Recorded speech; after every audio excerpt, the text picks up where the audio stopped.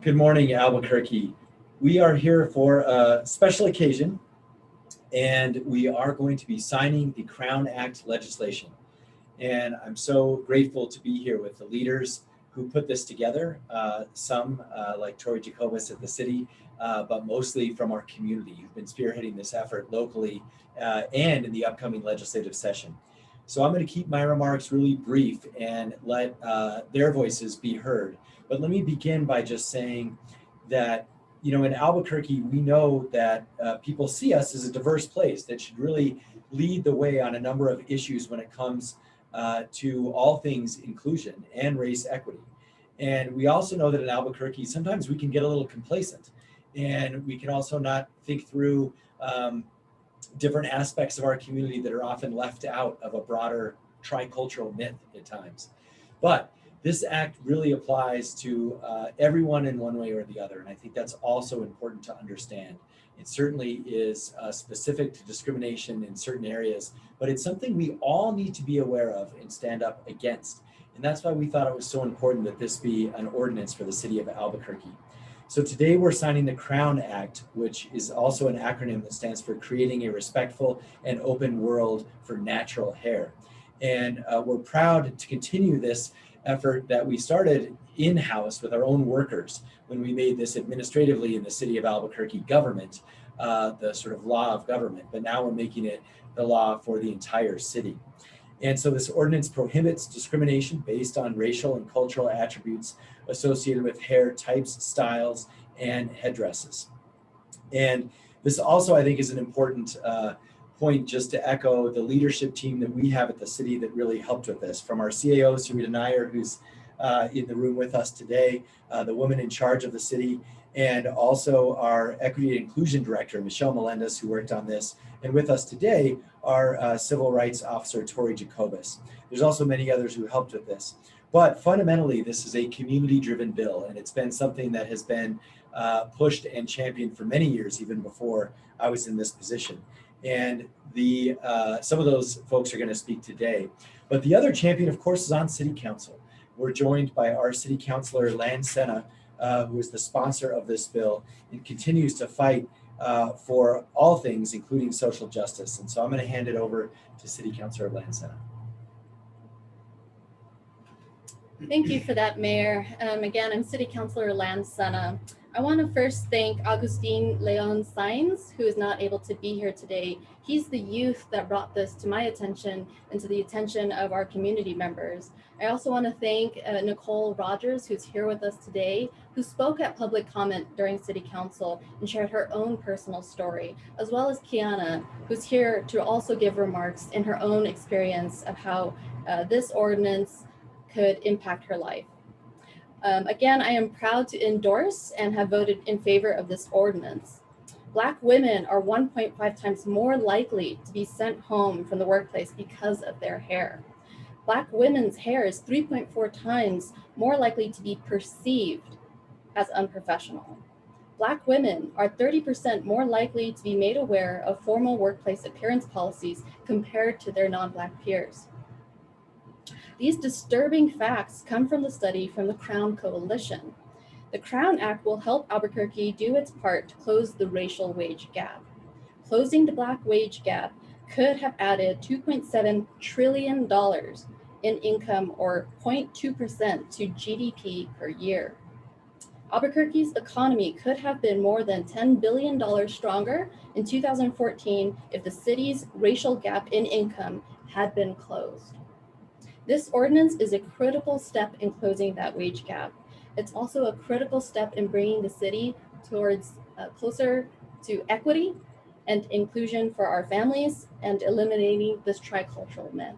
So again, I want to thank the Black women and the leaders and the youth that have been championing this, as well as our city attorney, Torri Jacobus, and my city staff. Thank you. Thanks so much, Councilor. And that's a great segue to our city attorney in charge of civil rights. Interestingly, one of the oldest offices in the country, Albuquerque has, with respect to when city started developing this office.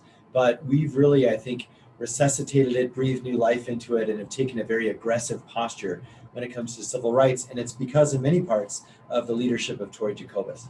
Torri? Thank you, Mayor Keller. Good morning. Racial discrimination does not end with the color of someone's skin. We've seen people in our community discriminated against because of their hair texture, and their hairstyles, such as braids and locks. Hair and cultural headdresses are tightly linked to the proud histories and cultures of Black people and other people of color. We should celebrate people's hairstyles, not discriminate against them.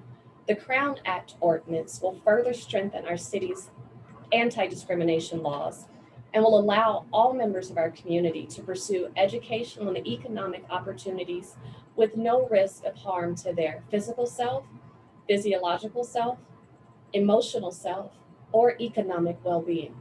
My office proudly championed this bill and thanks Councilor Sena, Mayor Keller, and our community advocates through the Central Organizing Committee who helped make this bill a reality. Thank you. Thanks so much, Torri. And we're fortunate to be joined by Kiana, and we'd like to invite her up to say a few words, and the floor is yours. Feel free to give a little background on yourself.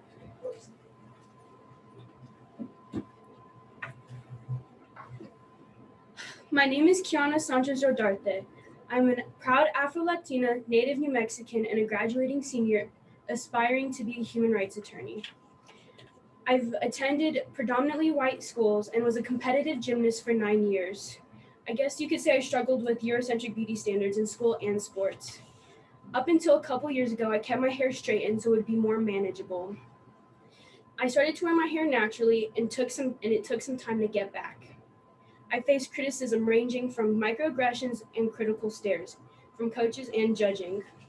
Gymnastics is a conservative sport and is seeing an increase in diversity and is having trouble keeping up with it. For example, we were expected to wear our hair exactly the same in competition, and let's just say it's nearly impossible for some of us to wear ringlet ponytails. We were also told that messy hair could go against our performance.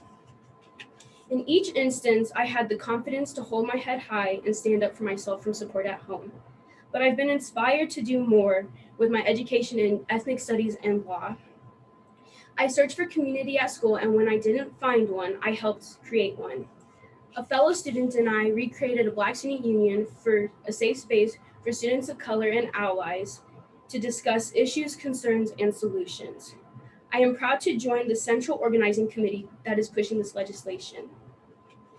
The Crown Act is important to show little Black girls and boys that their natural hair is beautiful and that they are not alone.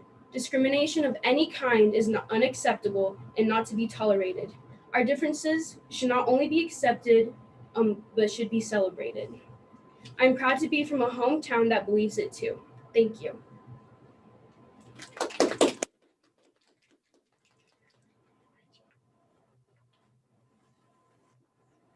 Thank you so much, Kiana, for that. And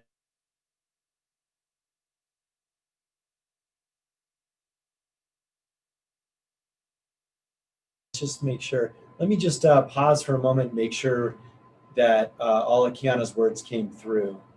So for our kind of sound folks, were we accidentally muted or something, or did that all work?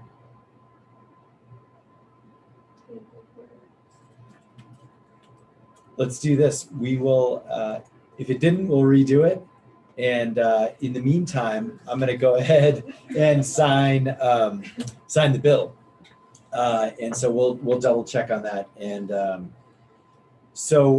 I also want to remind folks this, I believe the community group is championing this at the up in the legislature in the upcoming session. And so I do want to encourage our state legislator to follow Albuquerque's lead and make this law for the state of New Mexico. And I also must admit, what date is today? The 15th. Thank you. All right.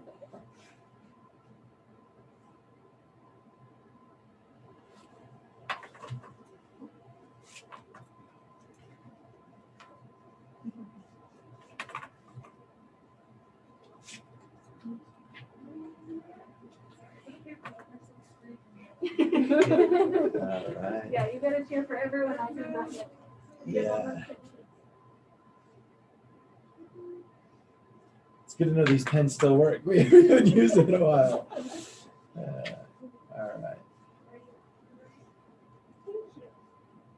Okay, this is now law for the city of Albuquerque. Congratulations. All right, so with that, I think we're here for your questions, and either Jessica or Danielle can kind of moderate that. Crystal. I'm not sure if there is any.